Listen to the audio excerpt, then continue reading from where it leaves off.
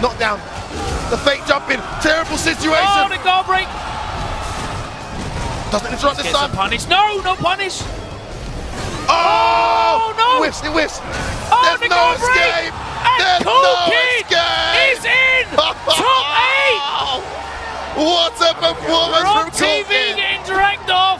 USA invades the stage here. And I cannot express how much this means to Cool Kid.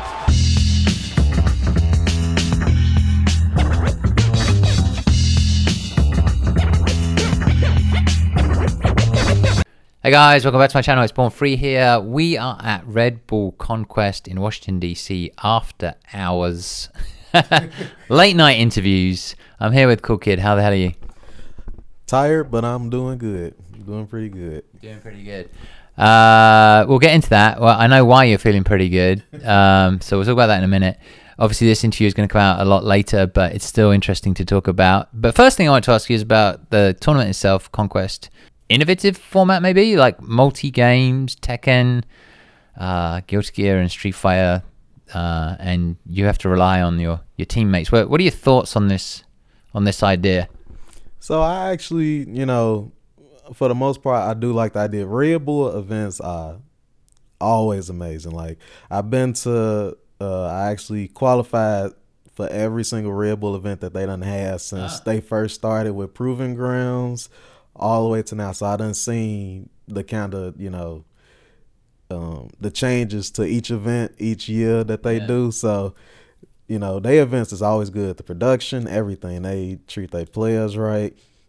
And I love, I actually like the format of this. It's like, it's weird because I think they just want us to kind of maybe invest or like check out other games, kind of get a different perspective. Like when I was playing casuals, my teammate was up there playing, and I actually wanted to look at some Tekken to see, like, just to see how he doing.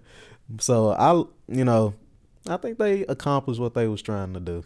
So I don't normally talk. I mean, these interviews come out a lot later, and I don't always talk about what's happening in the moment. But what's going? I mean, I'm going to talk to you about it because something special happened. I think I actually saw the rerun because I was doing an interview at the time. So talk me through what happened. What's going on right now? You're in top 8 winners, right? And what happened? Oh, you're on loser side. Okay, yeah. All right. So tell me what happened. So for loser side, I had to play Knuckle Dude to make top 8, and it's fun. The history behind when we play, like, last time we played in tournament was at least offline was final round, and I was making a losers run, and I had to play him to make top 8, and he had beat me. So it's literally like every time I play Knuckle Dude, online and offline tournaments, we go back and forth, but he always close it out. And when they did the interview with me, I said professionally, or personally, like, Knuckle Dude the homie, good friend, but professionally, like, I have to beat him. Like, it's like I gotta get my due diligence at least once, to close it out against him. So end up playing today. I end up making a comeback in one of the matches and end up, real close at the end. I actually closed it out. It felt crazy because I'm like, I actually just beat this man and eliminated him. Eliminate Knuckle Dude. Yeah, that's pretty wild, actually. The crowd, I know, went a bit mental, and I think that people find Abigail interesting to spectate. But I wanted to ask you about Abigail, right? Because, like, there was definitely a period where people were very upset about Abigail, right? Oh, yeah. And when I remember on Twitter, there was this one time where people would say, I got beat by Abigail, this person got beat by Abigail, this person got beat by Abigail, this person got beat by Abigail, and then someone else would come along and correct that. It was final round. When I was making the losers run, I had beat Oil King, I beat Fudo, I beat Luffy. Like, I was just beating people left and right. Like, I lost to John Takeuchi, I think that's how you pronounce it, in pools. So I was in loser side that whole time, and I just started just beating people like left and right, and it was like notable names. And I remember the tweet about that, and people was chiming in like, all these people you listed, I beat like, or they were saying like, Cool Kid beat like 90% of these people you saying, instead of just putting Abigail. So I used to take that to heart, like, you know, oh, let me go on Twitter, time to defend myself. I know I've been playing Abigail since the beginning. Then after a while, it was just like, ain't no point to sit there and stress over it, you know, get mad, because I done learned, like, people gonna complain regardless, you know. I was actually one of them people too. When I used to play Alex, I was complaining. I was on Twitter just going in, you know, I hate Laura, all that. You know, joining in those threads, talking about Laura. And, you know, it really don't do nothing for you. I feel like it's real toxic and just unhealthy to just kind of just keep complaining. It's like, you know, I feel like after a while, it's just like you just drop the game. It's the difference between just complaining, I feel, and giving constructive criticism. Yeah. When you just say stuff like, the game is stupid, who gonna play this? It's like, you know, you say that every day. It's just like, what are you trying to accomplish? It's like, I feel like it needs to be more constructive criticism, I feel like. Sure. So, but you were playing Abigail from the very beginning. The minute he turned up, you were like, that's my guy. What attracted you to Abigail? So, back in little history, back in Mortal Kombat, I played a character named Ferrator, and that was the first grappler I played, like, ever. So I was like, man, this feel good. Got a command grab, like, this feel nice to kind of like scare people and all this. So when Street Fighter actually came out, I was doing Rashid and Zangief. Yeah. Then Alex came out, then, you know, that happened. Then when Abigail came out, it was just something about his character design, how big he is, like, he looked like a freaking monster. And it was just like every DLC character up until Abigail, I literally tried. And it's like, I'm sure people will understand me when I say you play a character and it just feel like you just don't mesh well with them, it just don't click. So I was trying Urian, Ibuki, Akuma, like every last one of them that came out, and it just didn't click with me. But when I picked up Abigail, you know, of course I was horrible with him. Of course, you know, it's a new character, but it was just something about him. I'm like, this is my guy right here. This is like, he's so funny, he's so goofy. Like when he do his EX Abigail punch, if you don't mash the buttons, he does a laugh at the end of it. So it's sometimes if I do a combo and I know the EX gonna kill, I just let the first part do it, you know, just so he could do his laugh at the end. It's like little stuff like that. And I actually, you know, goofy as he may look to people, I actually like how he look, and that just kind of, and the fact that he got a command grab and the fear that he put in people, even just how he walked, it's just like, it's so satisfying. And his damage too. So talking of that, right, so there was that whole period where season 3, I can't remember which patch, but there was the one patch where he was felt by the community to be almost broken, but like basically very, very, very, very scary and powerful. Now it's sort of like, I guess, 50-50. I think we had this conversation, like the community is a bit 50-50 on it. How do you feel the spectators feel about it? The spectators, they I feel like for the most part they love the big guy and just him doing all this damage, because it's like, it's easy to watch it and, you know, invest in it, rather than, because a lot of people always say it's so enjoyable to watch Abigail, but to play against him is a different story. And I feel like a lot of people enjoy watching it because they can just kind of tell what it's probably like to deal with that. So him being such a big guy, the big damage, and, you know, I think that just attracts people. Especially like even though the players said him season 3, him doing that big damage, you know, before they gave him the damage nerf, people love that. They want to see the upset. I think that's what they want to see. Like, because it with Abigail, for some reason, it's his damage output when he has the what do you call it, the resources, is kind of insane. And I think people enjoy that bloodbath type. you done fucked up or whatever, you know, like yeah. That's the best. Like, you know, when you do those charge punches, then you finish it off with a super, and you just see all this red. All the red. That's like what you this say, much, yeah, it's all about red. this much red. It's pretty insane. It's pretty insane. But Knuckle was somebody you couldn't beat, and you finally did it today. So congratulations on that. Winners top 8, losers side, and we'll see how your team does tomorrow. And by the time this video comes out, people will know. Yeah. Now, that's enough Abigail talk. Let's go back a little bit. I'm going to jump around a bit, probably, because I'm not terribly organized today. But so you first came to prominence through Street Fighter Cross Tekken, is that right? With Cody and Bob? Yeah, Cody and Bob was so Street Fighter 4. I picked up Cody, but it was like, I was like, these people way ahead of me. I'm not even finna try to like. That was back when I really didn't know about tournaments. It was just like I was just playing it just because, I enjoyed the game. And then funny reason why I picked up Cody, I couldn't figure out nobody else I like, but I saw this guy and I'm like, he got a chill, laid back style. And I was like, he from jail. All right. And then I picked him up after that. And that's where it all started from. He looked cool, laid back. Cause I kind of pick characters kind of based off kind of how I am kind of. And I feel like Cody just laid back, chill, he can fight, but he don't really like do all that extra. He just chill, laid back. So that kind of pushed me towards him. Plus him being in jail and he fight with shackles on, it was just like, that's pretty cool. So Cross Tekken is really where I started, getting noticed. Cross Tekken that was when I really still didn't know that, playing and doing what you love can get you as far as it can. I was just doing it just because it's like, I was always told like, you're too good to just be playing online. So when I went to my first tournament, that was, what was it? Ultimate Fighting Game Tournament 9.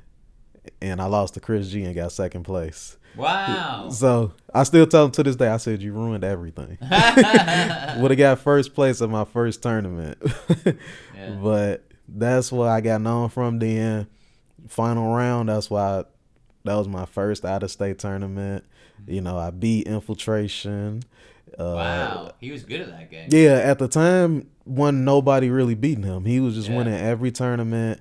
And then when we end up playing, I beat him 2-0. It was just like clean. Yeah. And then grand finals with Kelvin. And people still say that's probably the best Cross Tekken match because, it was like 2 Cross Tekken specialists. We had the Pandora combos, all the things like that. So, people remember that match, and the fact that I won and beat, Infiltration as dominant as he was back then. So back then, it wasn't no streams and nothing like that. So I literally relied on like trying to send videos to people that will put up compilations, replay channels, just to try to get myself out there. So that's where my background come from, mainly Cross Tekken. So do you still play that game occasionally? Do you think about it? Do you think it was given a bad rep? Like, what are your thoughts on Cross Tekken in general? I love Cross Tekken. I honestly feel like Cross Tekken is like the best fighting game ever. Like, I feel like the game appeals to, 2012 was its own thing, but 2013, I feel like, it turned things around, and I always feel like you can play who you want. You got all these interesting styles, combos, and it just felt like I still got a combo video up now. Like, I managed to do 100 combos, and I actually got 2 videos of that because it was just so much you can do with your 2 characters, by itself or even together. So I feel like Cross Tekken was for everybody, but I feel like, mob mentality, of course, the On This DLC, all that stuff in the gyms, I feel like they did turn it around, but I feel like people really didn't give it a chance. And I feel like it was a lot of like,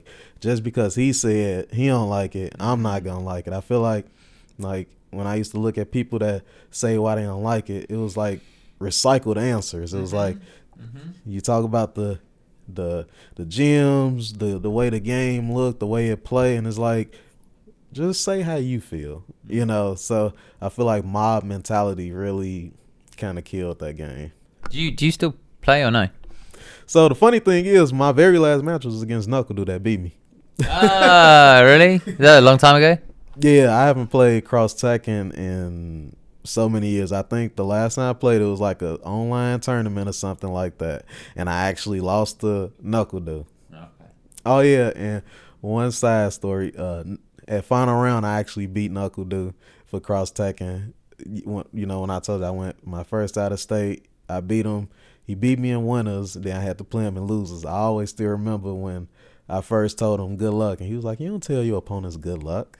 That was the main thing he told me, and I think that was on winner's side when I told him that he won too.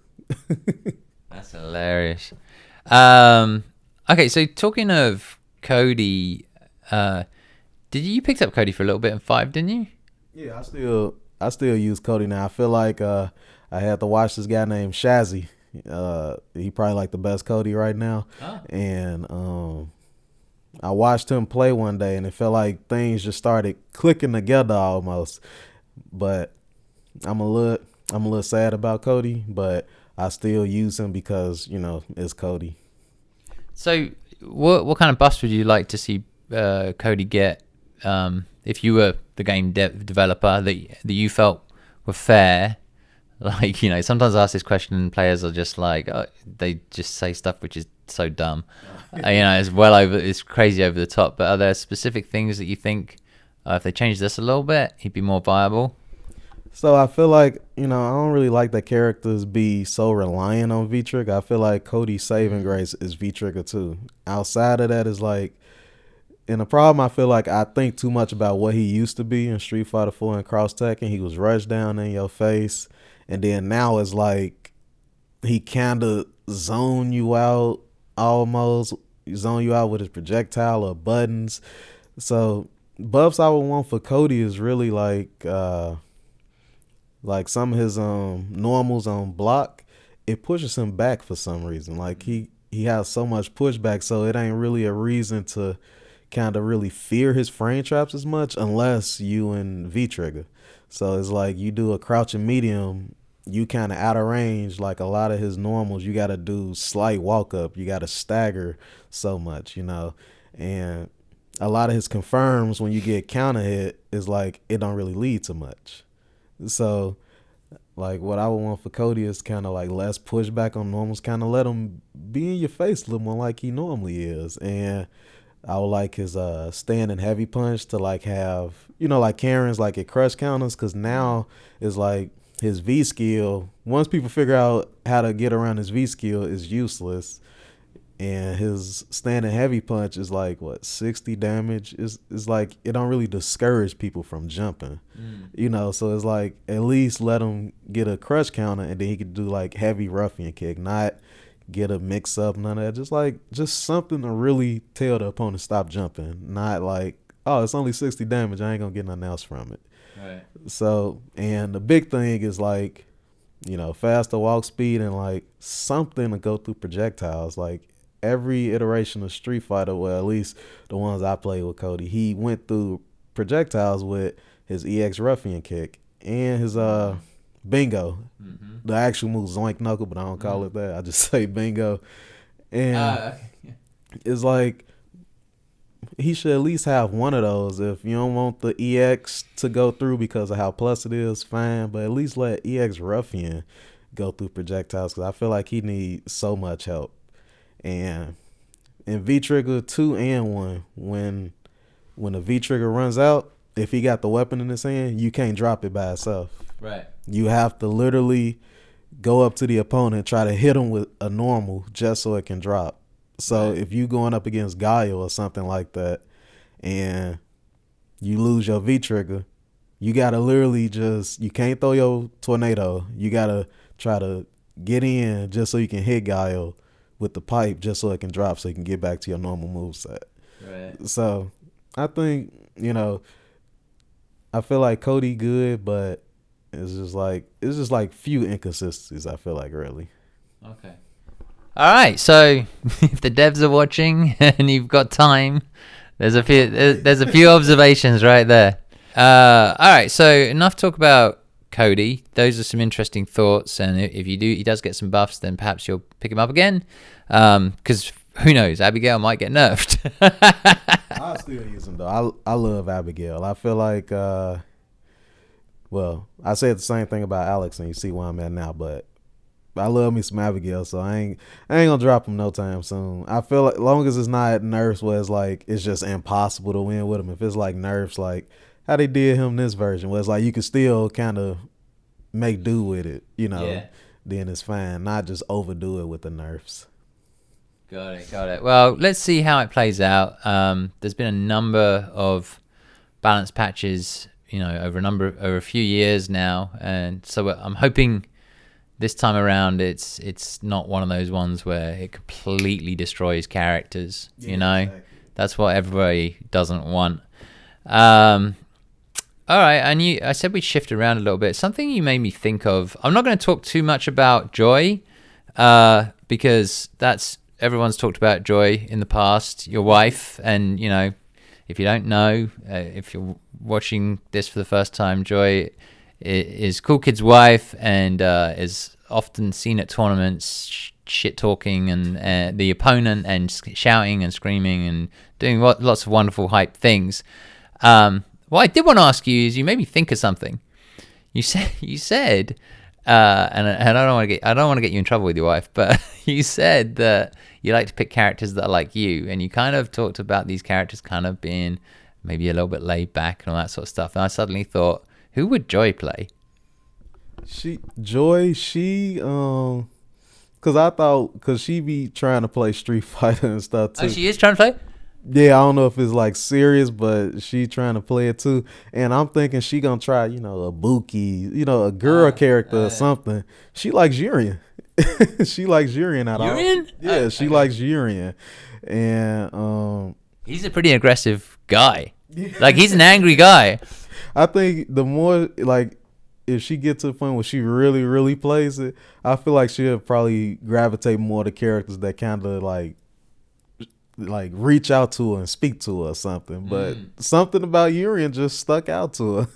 I was asking, I'm like, you want to try Cammy or Buki? I'm like, or Karen, you love, makeup, you love to dress yourself up. I'm thinking Karen, Urian. She picked Urian. Yeah. Did she pick the banana hammock? Oh no, she went classic, just the suit. Okay. I'm pushing things a little bit too far here, but that's interesting. I mean, he's pretty intense character. So like, when you talk about picking characters that are similar to yourself, like, it's kind of interesting. I thought it was interesting anyway. So look out for Joy. She's playing Urian, and Urian, maybe he'll get buffed. Who knows? I'm gonna try and talk to Nemo if I can about that actually. Now, something else which is top of mind for you is, it's kind of a weird subject. It's not a weird subject, but basically sponsorship, right? It's this seems to be this sort of fleeting thing in the FGC. It's quite a tough thing to acquire, as it were. How do you think about sponsorship, or do you not think about that anymore? Like. Is it something that's on your mind all the time, and you worry about it, or like, talk to me about it? So I feel like that's the problem with me. I feel like I'm not as consistent as I want to be.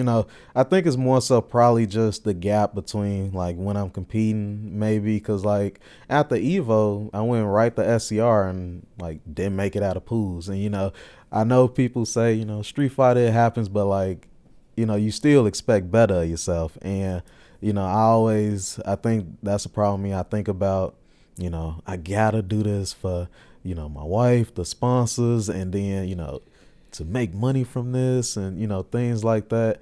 And like, even my brother told me when I first started competing, he told me, just play and have fun, because when you take it too seriously, it'll turn from a passion to like a job. And that's what you don't really want to do. And I try to get that out of my head and just try to enjoy the game, and just because I'm a prayerful man too, so I pray before I play, so it kind of keeps me at peace with like whatever happened, that's what it is.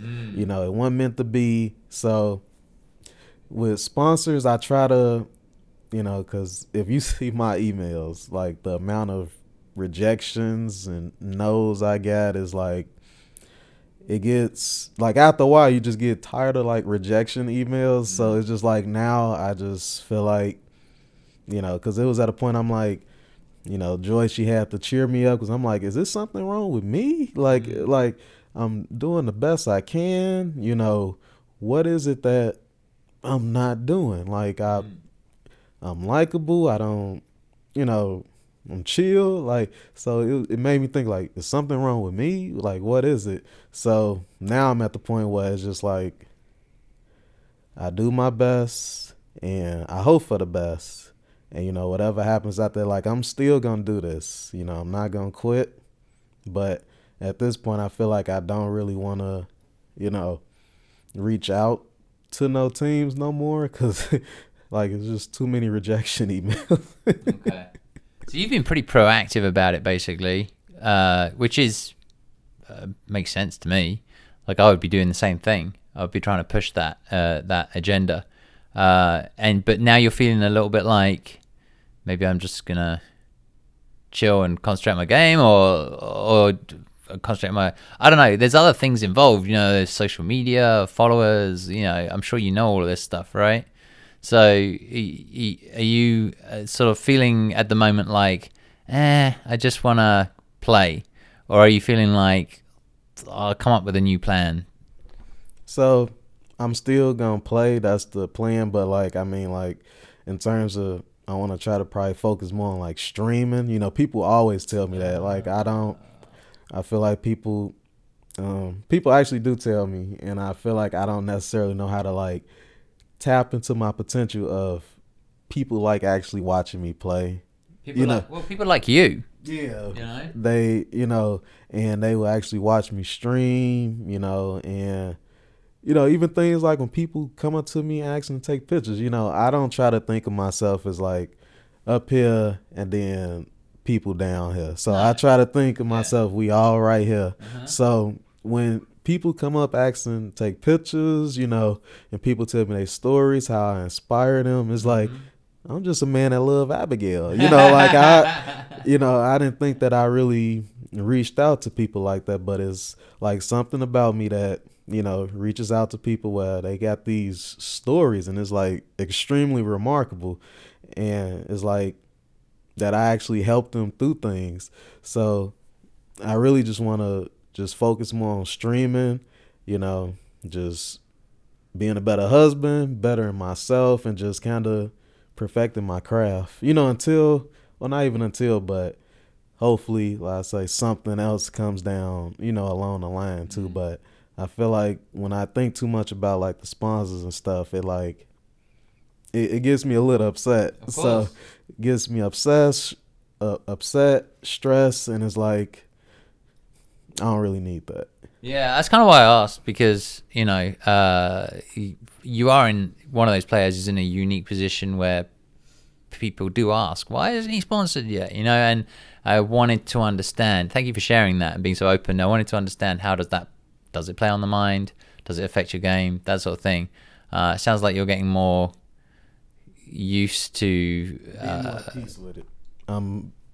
I feel like I'm being more at peace with it now. So I feel like I'm kind of going to that direction where it's like I'm doing better mentally, you know, with that as well. So tell me about Evo Top 8.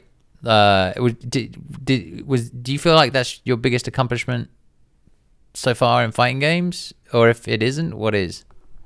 Yeah, I think I feel like it's tied up with when I won Red Bull last year, but I think I want to put Evo slightly above because it's Evo. Or you know what? Yeah, I want to say Evo just because of, you know, the people that I beat as well along the way too. So I say they right here, but Evo slightly above. So like last year at Evo, I made it to round 2, and then I just lost after that.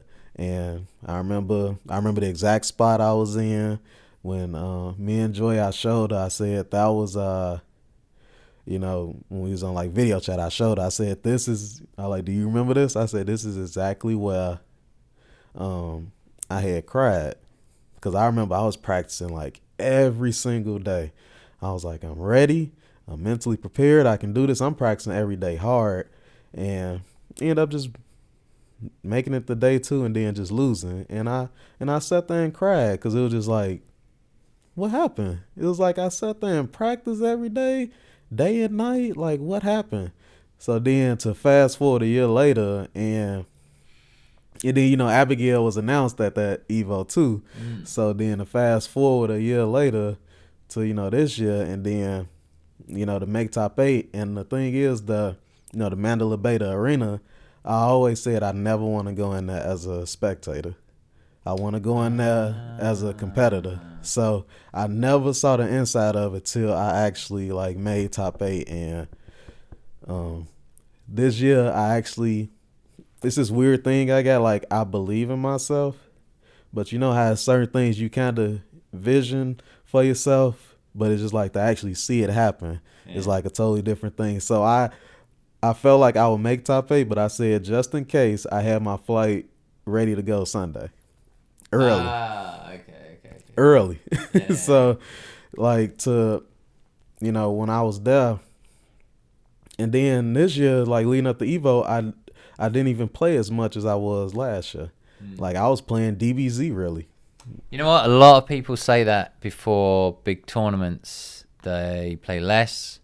I don't know what it is. I'm sure there's some scientific evidence around it or something, but I don't know what it is. Maybe it's just your brain figures a few things out, or maybe it's like the game feels fresh. I don't know. But a lot of people say this. They say like before a tournament, oh, I was playing another game, or I was playing I'm addicted to Final Fantasy or whatever, right? Like it's happened so many times. Do you understand what was going on? I think I do. Like Joy, she tells me to she be like, babe, stop playing all the matches. Like if it's before pools, and we had a tournament together, she got to do her makeup and everything. I'm like, babe, I got to get down here and practice. And then, originally I'd be doing all these matches about, 3, 4, 5, first to 5s, and then it's like, it be feeling like I'm like tired. Like I just mentally got drained from that. And then it's like, if I play maybe 1 or 2, it's like just get the blood flowing, the juices flowing. And it's just like, just just warm up. I'm mentally ready. Boom. That's it. Okay. So like I was playing DBZ mainly leading up to Evo. Then probably about a week or 2, I started playing Street Fighter. And then even then I play it for like a couple of hours. Then I was like right back on DBZ. Okay. So, and the thing is, another thing too, I actually wasn't even going to go to Evo. Because I didn't, me and Joy had a talk on the couch one day, and I just told her, like, I don't believe I can win.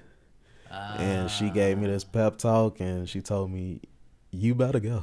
So, really? Okay. yeah, and so I ended up going, and like when I got there, I prayed, I listened to some motivational videos, it was getting me pumped up. Yeah, I literally listened to it before I walked out the door. And then after that, I was just like confident from there. I was like, whatever happens, whatever the end result is, I'm proud of myself, So that was my Evo journey. So when I actually when I beat Xian to make top 8, it was just like, I was actually going to cry, but like, all my friends like stormed the stage, so it just like I ain't cry. Yeah, like just outside that top 8, I can understand why you would want to cry for victory, and I can also understand why you would want to cry if you lost. I just remember very vividly Xian looking very broken, and his girlfriend, I think, I don't know if they're fiance or married, but Jen, looking after him and all that stuff. That when you get that close to, that top 8 where next day I'm gonna be on TV, I'm gonna be on, or possibly TV or the big stage or whatever in the main stadium, the arena. Yeah, that's pretty tough. But I call that whole section from 64 down to top 8 to me is like a bloodbath, right? And as a spectator, I find that fascinating. I'm not gonna lie about that. Like, it's amazing because you know the feeling that they have. You know the feeling of like what they, you know, going through up there, knowing that it's like down to the end. You know, when it get closer and closer, when they be like, it's 2 matches left for top 8. After that, it's like it's set. The stakes are really high. I don't care if it's sports, esports, whatever, right? Anything competitive where the stakes are really high. Evo, the stakes are really high. It happens once a year. It's one tournament. It's knockout. That's it. And when the stakes are that high and the players are that good and anything can happen on the day, that is something special for the spectators. For the players, it's probably hell unless you actually make it. Yeah, exactly. Like, you know, what made the journey to Evo even more special is the people that I beat there. Like, about maybe top 32, like, you know, had to play Mena. Then right after that, you know, I'm like, who do I play? They're like, oh, you got to play Daigo. I was like, oh, yeah, I'm ready.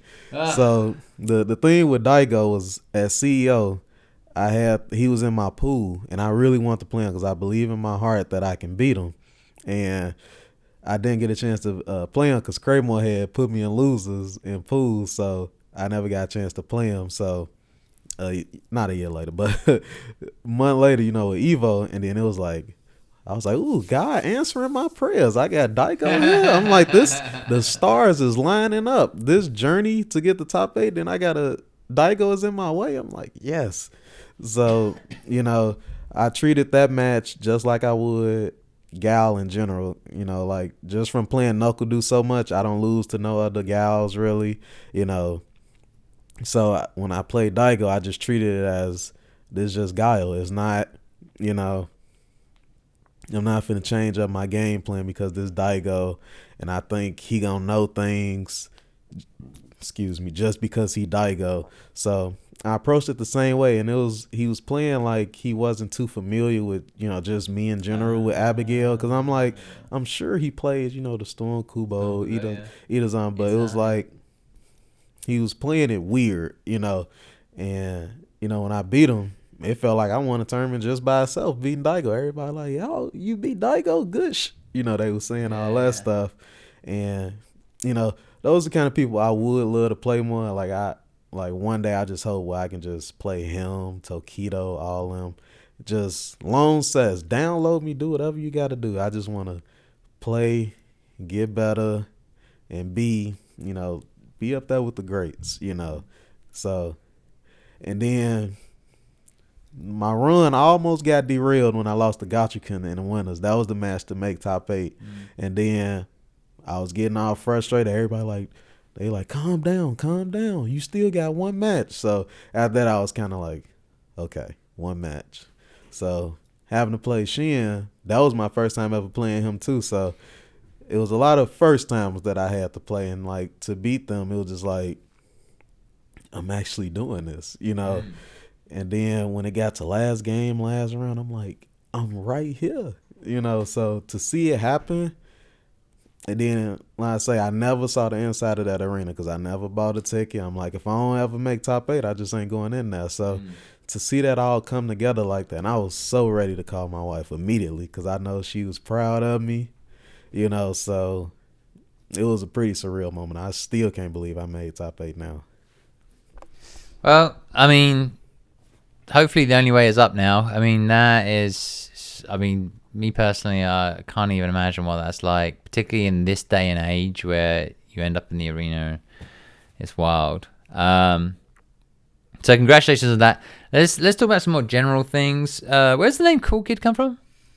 So my first, I wanted my gamer tag to just have like something with cool in it, because like I say, I'm just laid back, chill, so I wanted something that just had cool in it. So my first name used to be Mr. Coolio, back on the X. Coolio. Yeah. Like the rapper? I don't know what made me think of Coolio, but it was Mr. Coolio, and it was on the Xbox days. I used to play little Dragon Ball Z games, and I was one of them rage quitters when I was a kid playing these DBZ games. So Xbox suspended me. Then it was a 1-day suspension. I got, once the suspension was over, I went back online. So it was a mix of people get mad that I beat them or I quit too much. People file a complaint. So then after that, my account got suspended again for a week. And, as a kid, it's like you don't really understand it. It's like, what else are you going to do? So I was just like, I'll just make another account. So, and the reason my name in all caps back then, I used to yell, or not yell, but like type in all caps. And then if I'm arguing with somebody in message, they tell me, why are you yelling, kid? I'm like, I'm not yelling, but I used to put it in all caps. So when I was changing my name, or when I was getting a new gamer tag, I wanted something with cool in it. So I'm like, I'm cool, I'm a kid, and I was born in 93. So I just went ahead and went with the Cool Kid 93. And like I say, since I typed in all caps at the time, I just put it as that too. So if you see my name now, it's always in all caps. That's just how my name was since I had it. So my name been like that since probably about a decade ago. Okay. Is that how you started playing games in Dragon Ball Z? So my only kind of like competitive-ish thing was Dragon Ball Z. It was Dragon Ball Z Burst Limit. I was number 5 in the world online for that game. Like I used to play that hard when I was younger. So I was like definitely top 5 in that game. And then the next game came out. It was the Raging Blast, and funny story. The people that y'all see now for Tekken, y'all might know them as Shadow 20Z and Junior 20Z. When we was younger, we actually all used to play that together. Wow. So, didn't know we lived in the same city, but of course we never did meet even after we learned we was in the same city. So we used to all play that. We turned that game into something where it was supposed to be like you just hitting buttons, but we found out, that it's like actual depth to it, so a lot of our friends, like some that I still talk to today, we all was playing that game, pushing the envelope on that. I was in the top 100 for that game. And so to fast forward now, and when I be seeing Shadow and Junior, I'm like, y'all remember we used to play Rage and Blast together when we was younger. So that's what I like kind of originally started with, just like competitive-ish fighting. Where did you get the tech? Like, how did you were playing this game? Were you a natural at it, or did you guys sort of break it down like a proper fighting game? So back then, like those games, they don't really, I guess I want to say they, because it's been so long, I don't think they really had nothing where you could be like, that's negative or heat plus. It was just like, it was stuff where it was like, you can tell somebody that really play it and you can tell somebody that don't play it. Like it was just like that. And, back on the 360 days, you had party chat. So, you had party chat. You had this forum called Game Facts. It's probably still going around today. Well, it was a forum that people can go on, just talk about stuff and matches, or just, back then it was like, the goal was to be the best with a character. That's what everybody wanted to be, be the best with a specific character or something like that.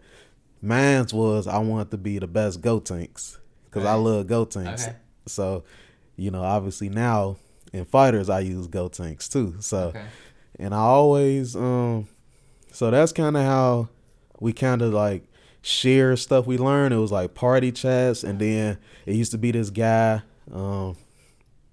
he was one of the streamers back then when it was Justin.tv. He used to stream, and he was like one of the first streamers back then. That's when I kind of learned of it. So that's kind of what people kind of learn how to do certain things. It was just like, we really was pushing the envelope, and it was just like, just simply to have fun and kind of be better than one another. So you were just kind of obsessed. You had the streamer going on. You had the forums going on, and then at some point you graduated to I want to say a more traditional fighting game and the FGC. Yeah, basically, and the reason I even started playing Street Fighter 4 was all on an accident, because one of my childhood friends, his mother actually broke his SmackDown game, so she replaced it with Street Fighter 4. And he didn't really care about it, but he used to play it. He started getting into it. Then he started trying to get me to play it. I'm like, I don't like this mess. This, like, what is this? And the more I was going over his house and playing it, I'm like, go put in that Street Fighter. I wanna play. The more I started playing it, the more I started liking it. So then that's when I bought Street Fighter 4 on my own. I was a Mash and Ken player originally. So, of course, like I say, when Street Fighter 4 came out and then I saw Cody, I'm like, oh yeah, this is my guy right here. So the reason I even started playing fighting games was like purely like on an accident from my childhood friend's mother. Wow. And then you how did you find yourself into the FGC?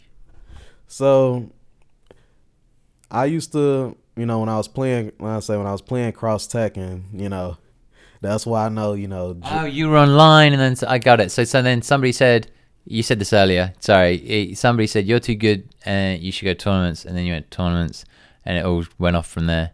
Yeah, like that's when I met, Jibbo, Ryan Hunter. Okay, that's when they was streaming, and then it's like, they was like the top people on there, and then it's like I want to play against the best people I can to get better at the game. And Jibbo was great as Street Fighter Cross Tekken. Oh yeah, Jibbo was amazing. Him and Ryan Hunter, Steve. Steve was like a pleasure to see. Yeah. And plus, I felt like I had something to prove to myself, because Cody was like extremely good in 2012. He got nerfed in 2013, and he wasn't really that good no more. But I still used him because it was like, it's Cody. So that's how kind of I got involved. And then I went to my first local. That's when I learned about, I remember I got mad. I'm like, why is my combos dropping? Because I was so used to, my TV. I ain't know about the monitors and how strict everything is. I'm like, I know these combos work. Why is it dropping? So that's kind of how I got started. All right, so I want to ask you, in the sort of fast forwarding to now, really, one of the most recent things that happened was the change in the input lag, right? So they increased is the right word, or decreased maybe is the right word, decreased the delay by 1 frame, maybe a bit more than 1 frame. Have you felt that? Do you feel it when you play? So I felt it one time, and that was when I was playing Knuckle Dude, and he did EX Sonic Boom, and I blocked it at the last second. That's when I knew it was real. But outside of that, I feel like everything else been the same. But blocking EX Boom, that is one of the things that people would point out. Actually, Sanford did a video about blocking, reacting and blocking. So that was definitely something that people pointed out. So if you felt it, that's great. I'm glad to hear it. I mean, it's only a positive thing, I think. But if you blocked that, that's a pretty good thing to be able to block. That's for sure. Any thoughts about, or wishes, hopes in regards to new characters for season 4? So I kind of wish or hope for more, not traditional, well, I could say traditional, like the characters that we already know. I kind of like how they did it with this season. It was like 2 new characters, and then 3, was it, Sakura, Cody, Blanca, and then it was Falcon G. So 3 returning, 2 new. I know people kind of in a mixed bag. People like new characters. You see, obviously I play Abigail brand new, but like I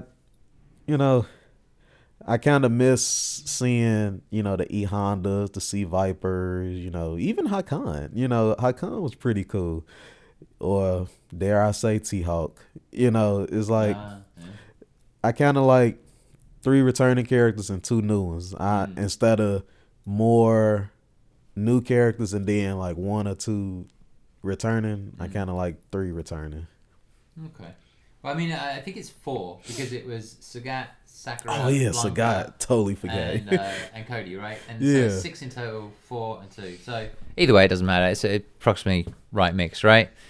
Any hopes in regards to?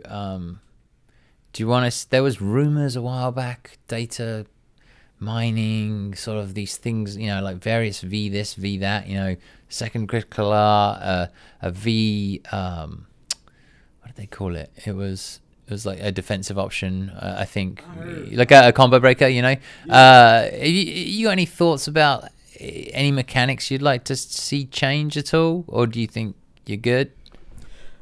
I don't know how they would do this, but I do wish, like, I would like more combo variety. I feel like one of the reasons why I was saying like I like cross Tekken is just like you see combos where it's like that person can only do a combo. It's like like when people started playing my team, people can still tell that they learning the characters or they probably just not as good with the team as I am because of the combos, how they handle using them. So I wish or I hope for like more ways to kind of like do combos, kind of be free with it a little more. Like if you look at like combos like Urian, the setups, just things like that, it's like you can tell kind of certain styles just a little bit, but like that's one of the reasons why I dropped Rashid in season 3. It was like besides Abigail getting better, it was like nothing changed about him. Which of course, even just the game in general, nothing really changed. Was like you got new stuff to work with. It was just like I'm still doing throw loops, I'm still doing the same stuff. I kind of wish it was had more variety in combos and more ways to I guess be kind of like defensive. I don't know what they would do necessarily, but I just kind of wish it was like something more towards that, not just being so offense with a little defense, kind of appeal to everybody. Yeah, you know what? Those are 2 of the biggest things that people have asked for is combo extensions or sort of like maybe a cancel that gives you the opportunity to be more creative with combos, and then the other thing is a defensive option. So yeah. Beyond Knuckle-Doo, sorry, just random one. Beyond Knuckle-Doo, who you're like, yes, I finally beat Knuckle-Doo. Do you have anyone else who's a bit of a demon? Anyone else you haven't beaten yet? I'm trying to think. I think Knuckle-Doo was like at the tip top, like the only one. Like everybody else is like either I just haven't played before, or if they beat me, I done beat them at least once, or just like I say, just the fact that I never played them before. But I think like Knuckle-Doo was just like just the tip top, the one I'm like, man, can I beat him? You know what? I take that back. Chris G, at one point when he was playing this game like heavy, he used to be somebody we stayed running into each other, and I could not beat him. The one time I finally beat him was Frosty Faustin's last year, season 3 Abigail, and I had beat him. I'm like, oh my god, I finally beat this man. And like I said, that's all the way from when he beat me in Cross Tekken, for my first tournament, and we kind of, cross paths again later down the line, in different games. But it was just like I always like lost to, but like Street Fighter 5 wise, Knuckle-Doo. Okay, yeah, I think he probably is a lot of people's demons. I think people like Takedo and Knuckle-Doo, top players, become people's demons, and that's because they beat everybody. I really want to play him too one day. Like really, Tokido. Like I got a chance to play them at the Canada Cup team tournament. We played them in the finals. Didn't nobody get a chance to see it, but I beat Tokido, Fudo, Daigo, and Gachikan. But then nobody get a chance to see it because it was at the after party off stream. Oh, it was casuals? No, it was the grand finals for the team tournament. We had to delay it. Oh, for the team tournament. Yeah, me, Knuckle-Doo, Xian, CJ Truth, and Strider. and I beat all of them in almost OCV. That's where they finished the team tournament? Is it the after party? Yeah, it was at an after party. It was like a little esports bar or something like that. Ah, okay. All right. I was wondering. I mean, that got cut off. We're not going to talk about Canada Cup. Everybody knows what happened at Canada Cup. So, this is about favorite players. Do you have any favorite players you like to watch at the moment? Do you have a favorite player of all time, or an inspiration? Like, let's talk about positive players. So I'm trying to see, because the thing is, I don't necessarily, even though I need to start, I don't really watch tournaments like that. Twitter is the only reason I keep up with what's going on, like the clips from like half fight, stuff like that. Like I haven't sat down to this day to just like from pools all the way to grand finals. I have never watched a full tournament. So my inspirations. Never watched a full tournament? I never watched a full tournament like ever since I even started. So like, you just not like spectating? I do, but I think it's just like, that's so when I watch, instead of me feeling like I'm just spectating and enjoying, like if I'm at home, I get mad because I feel like, I say with the sponsors and stuff like that, I start venting to Joy and I be like, babe, why am I not there? Like, I want to be able to compete with the best. I should be there.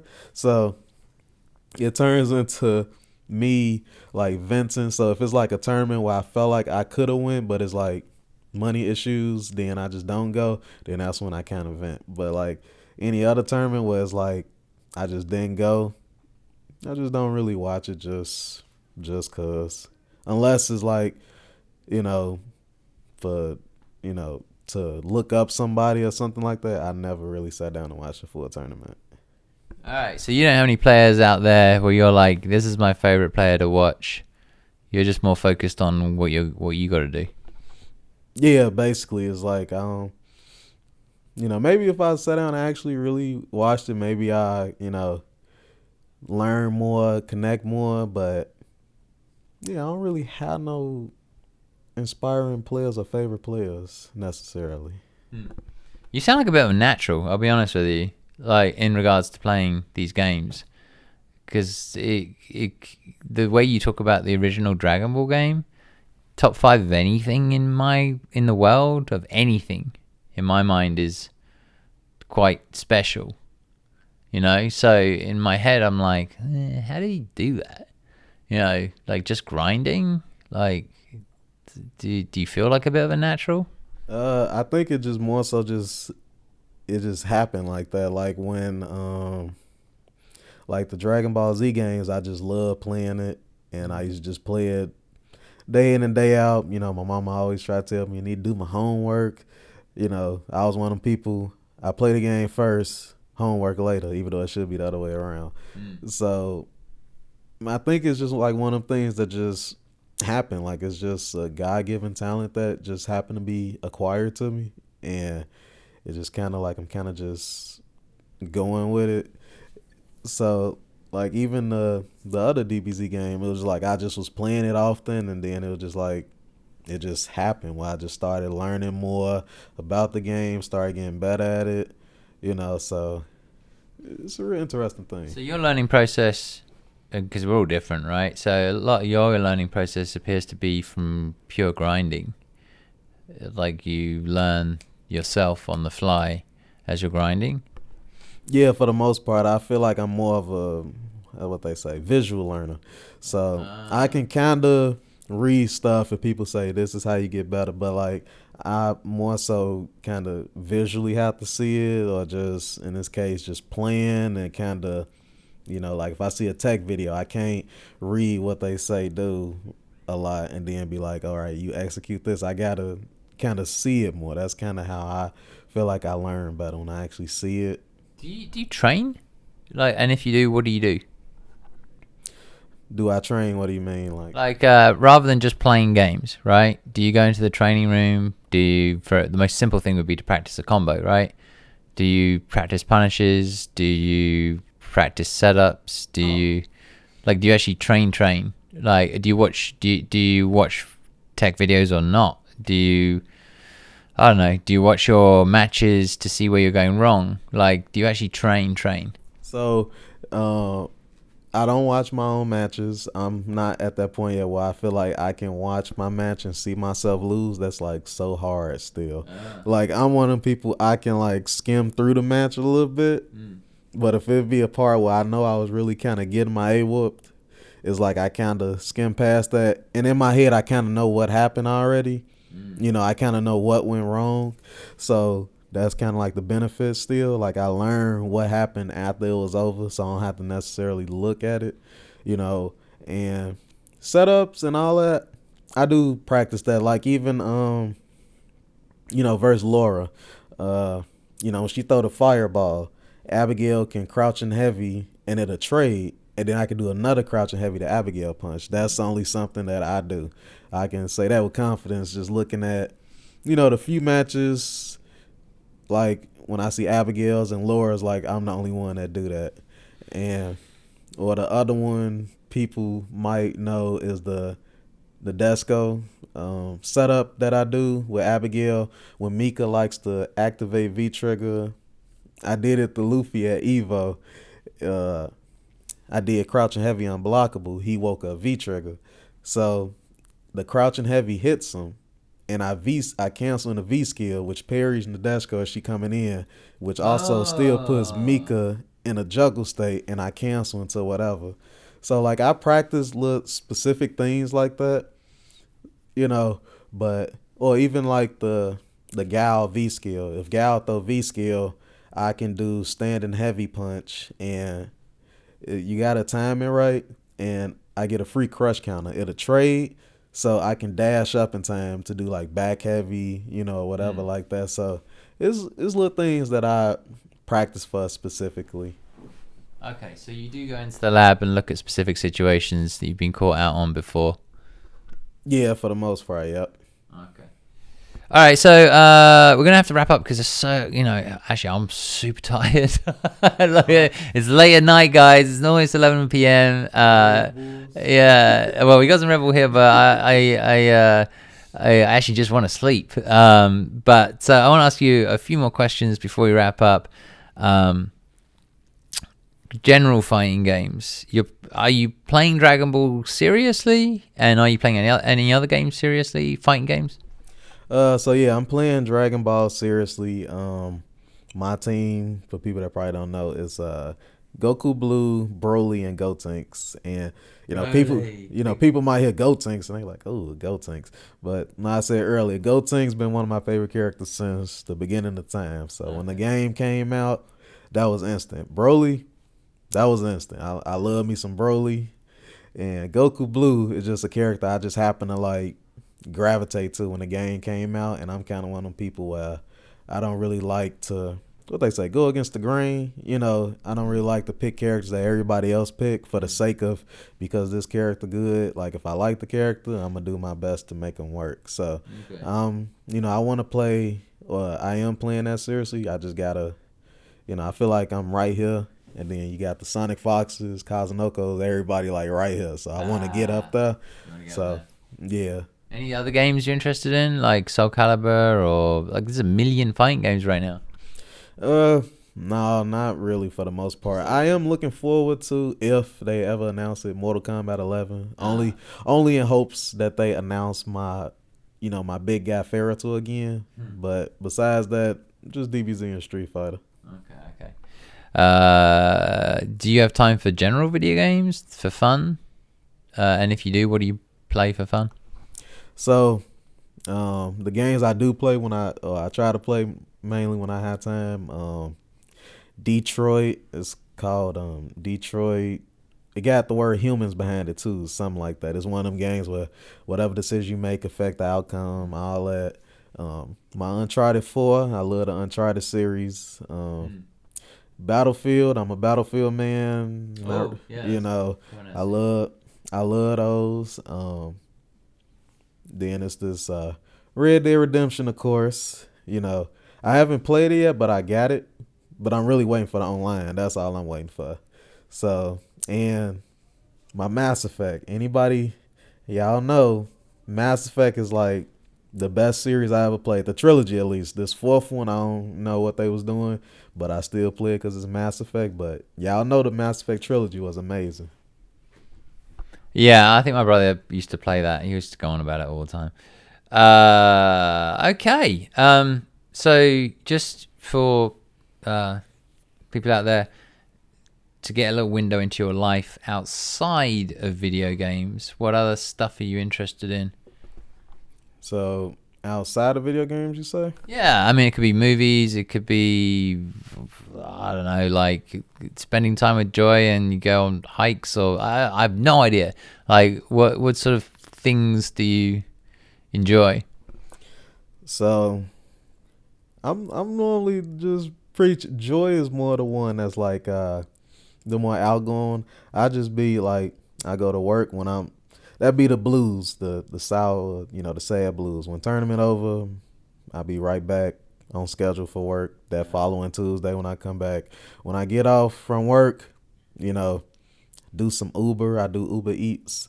I like I deliver food to people. I don't want nobody in the car. I'm scared somebody might vomit in there or something. So I just deliver food to people. That's I feel like that's better, more convenient, and to see the look on people's face and they be like, thank you so much, that I got them their food. Yeah. So I do that. Me and Joy, when she get off work, we, sit down and watch movies together. And when she not there and I get off work earlier than her, I'm either playing the game or I'm watching some Law and Order. That's all I do. Law and Order? SVU? Oh yeah, SVU all day. Law and Order SVU. Everyone loves SVU, man. That shit is crack. I tried Criminal Intent, but it's something about SVU. SVU is crack, man. It's absolute crack. I've sat in hotel rooms actually, like watching SVU. It's always on. That's amazing. All right, well, listen, this has been a long interview. It's been some really interesting things that you shared. I'm glad that you did. As always, with all these interviews, I always feel like I just scratched the surface and there's always more. So maybe we'll get a chance to do it again in the future. But I want to say thank you. Thank you for having me. Yeah. No, definitely. Good luck tomorrow. These guys will know what will happen by then. We're going to say goodbye to these guys. Bye, guys. Take care, y'all.